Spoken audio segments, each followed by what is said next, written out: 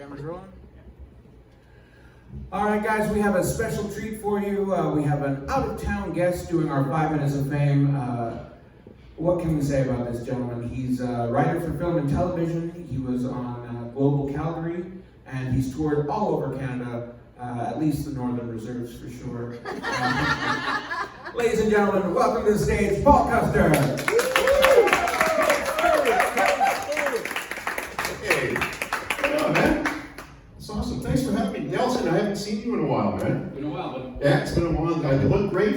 Fucking Clayton. Jesus Christ. When you were born, you came off crushing a couple Indian tacos, right? And then your mother's breast milk was probably a chocolate shake by Dairy Queen. Hey? My last name is Custer, and that's a horrible name to have, right? The name of a guy named Custer. I've been happier with Paul Bin Laden. I would like that way better. Do you guys want to learn some of my language? Some of my friends are here. I'm going to teach you some of my language right now. Okay? I'm going to teach you how to say bullshit and cream. All right? So the first one is as if. The second one is not even. Okay, so we're going to say that with that fucked up accent. Don't worry about offending me. I'm the one telling the joke. So we're going to go as if. Okay, so 1, 2, 3. Now we're gonna do not even, okay? So you have to say it slow though, just like Lakota joint pain reliever. And I love that shit. I love that shit. It comes in liquid form now, so I like to sip on it. I like to sip on it with Red Bull. He's my cousin. Fucker keeps me up all night. Okay, so we're gonna do not even. So 1, 2, 3. Not even. Hey, right on, man. Congratulations, you're all honorary Indians for the rest of the week. So I don't know what the fuck that gets you to Winnipeg. Probably got a beating from the fucking cops, eh? That's nice.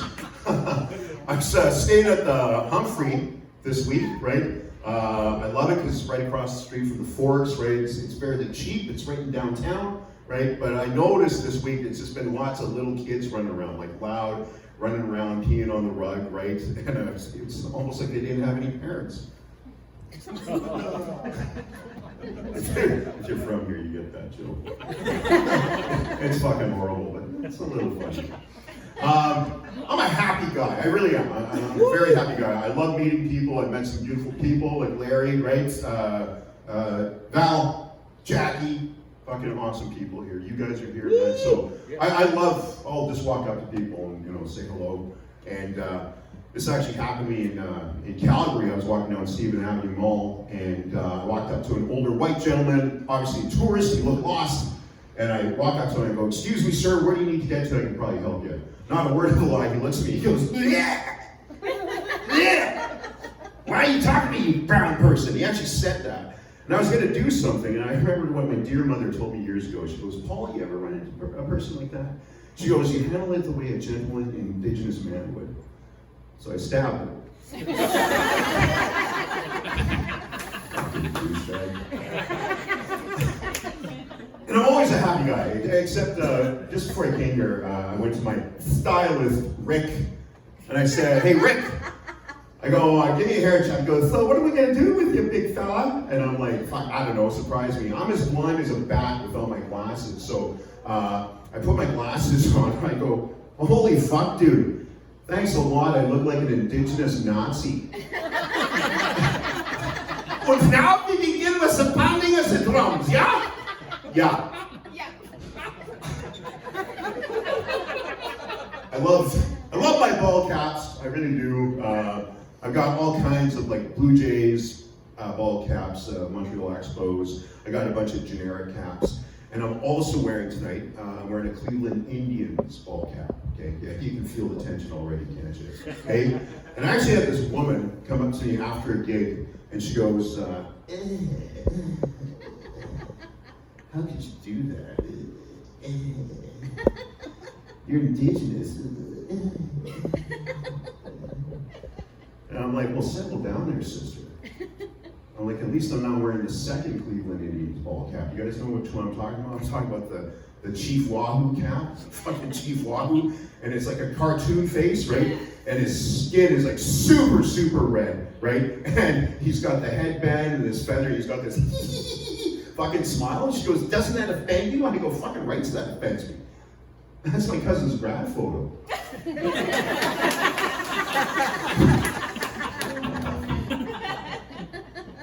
You know, and I don't even know what to say anymore. Somebody came up to me after a show at a club, and I'm out having a cigarette, and this person comes up, lights up the smoke, and goes, what do you prefer?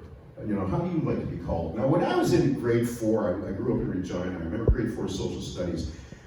In the textbook, they called our people savages. This is in the textbook, grade 4 in Regina, right? And I went home and I told my mom this. And she goes, don't you ever say that word again. I was like, why, Mom? I love it. She goes, how did you love that word? Because I sound like a badass, right? So how did it all start with us? Well, first we were Indians, and then the white settlers turned into Indians, and then it became natives, and then Aboriginal, and then First Nations, and now it's Indigenous. So when people say, hey, what do you prefer? I'm like, how about Paul? How about Paul? I like Paul. He's a little fucked up, but he's a pretty good guy. I worked in the news business for like 12 years in Calgary. That was a great job until the day my boss comes up to me and he says, Custer, we've heard this rumor you're doing stand-up comedy. Is that true? And I was like, yeah. He goes, well, we can't have you doing that. I said, why not? He says, we think it's going to affect your credibility as a journalist. And I was like, fuck, what credibility?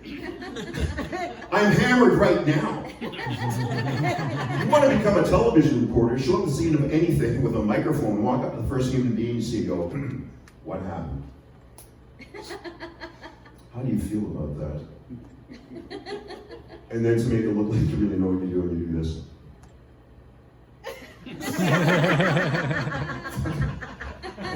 Anybody can do it. I did it for like 12 years. I could walk down the street, people come up to me and go, hey, I know you, you're the guy from the news. I go, yeah.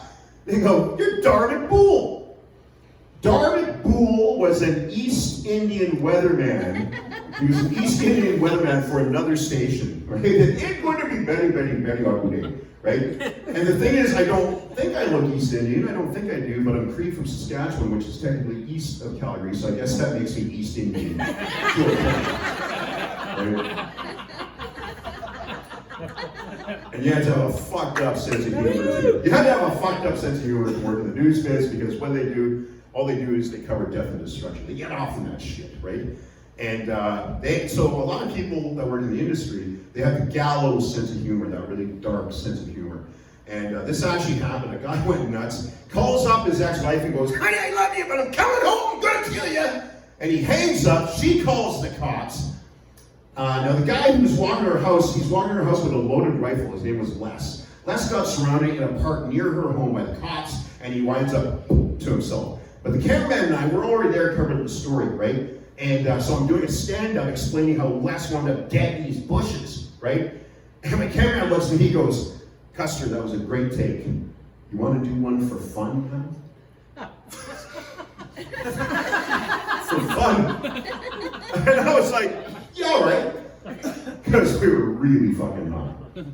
So I go, this tragedy has left Les's family and friends wondering to themselves, could I have done more for Les?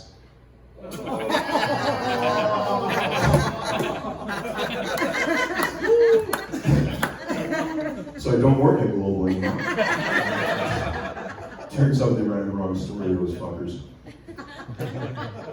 You know what I hated being a reporter though was during the 10 days of the Calgary Stampede. Because what do you think every newscaster in the city of Calgary has to wear during the 10 days of the Calgary Stampede? It would take a while. Yeah, right, everyone was wearing a fucking cowboy hat, right? And we got like this $300 credit from Lamley's Western Wear, right? And so everybody got the hat, they get the Western shirt, the bolo tie, the fucking belt with the buckle, right? Wranglers on, ropers on their feet, right? I would get this shit and I'd walk out the store and I'd just give it away to homeless people, right? I never wore the shit. I gave all my shit away to the homeless people. The homeless people fucking love me, man. So if you saw a down and out fucking cowpoke downtown, then you can thank me, man. Fucking got all cut it up for fucking Stampede. Yeah. Smoking crack with a fucking whatever. polo with the cowboy hat. So my boss, he calls me aside, he goes, hey Custer, you're not wearing your Lamley's wear. And I was like, fuck no. He goes, well, why not? And I said, why the hell would I want to look like a cowboy? I'm a fucking Indian. And he goes, no, he goes, just wear it one day, okay? Just do that for me, please. So I was like, okay, I found some fucking stuff. And I walked into work and I had to cover a homicide that day, and I had to do a live news hit for the 6 o'clock news, live at the scene. They go, we go now live to Paul Custer. He's at the scene. Paul, tell us what's happened. Well, Yeehaw!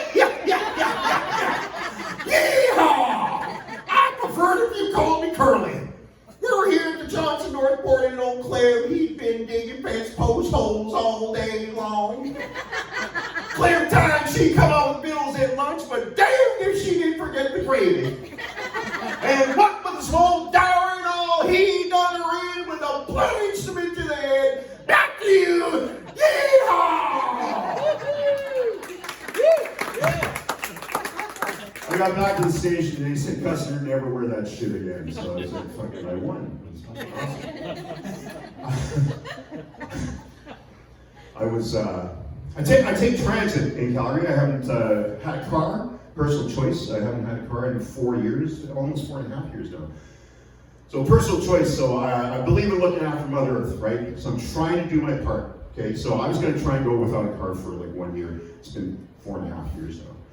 And I take the train, the C train, all the time. And I've seen all kinds of shit on the train, as you can imagine, right?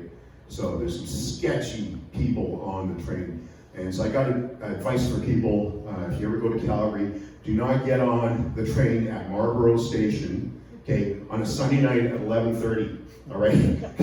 Because it's sketch as fuck, all right? Like super sketch during the daytime, let alone right in the middle of the night, right? So I walked on the platform, I was the only one on the platform, and I just had this creepy feeling, right? I had this super creepy feeling. Finally, the train rolls up, there's no one on the train. I'm like, okay, this is a good thing. I get on the middle car, I walk in, there's only one other human being on that car. And it's this older white dude. He was really dressed up, like he was wearing this really nice designer shirt, these designer jeans, super expensive like club shoes, you know what I'm talking about? And here's this bald guy, but he was walking up and down the aisle like this. I'm not making this up, he was going, and he was just sweating, right? And his face was all red, and I'm like, fuck, don't even make eye contact, bro. Don't even. So I'm sitting there looking at my shoes, and I'm listening to my music, and suddenly I see these 2 feet planted right in front of me. And I look up, he's holding onto the holy fuck bar going,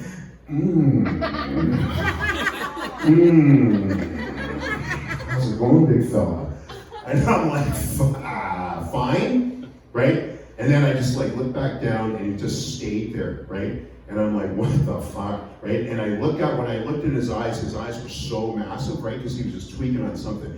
His eyes were so huge, they looked like mine did about 2 minutes earlier, right? So my stop comes and I get off, and who comes off with me? This guy, and he sidles right up beside me. He goes, so how do we do this? How do we do what? Right? Now I'm starting to panic, right? And I'm like, okay, what do I do? Do I push the guy, right? Or do I punch him, right? Knock him out?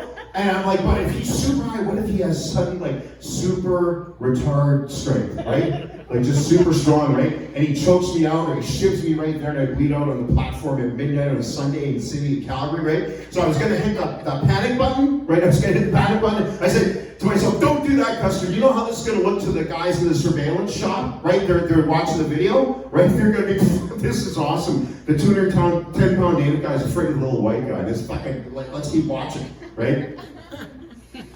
Anyway, best blowjob ever. All right, guys, that's my time. Thank you. Thank you very much.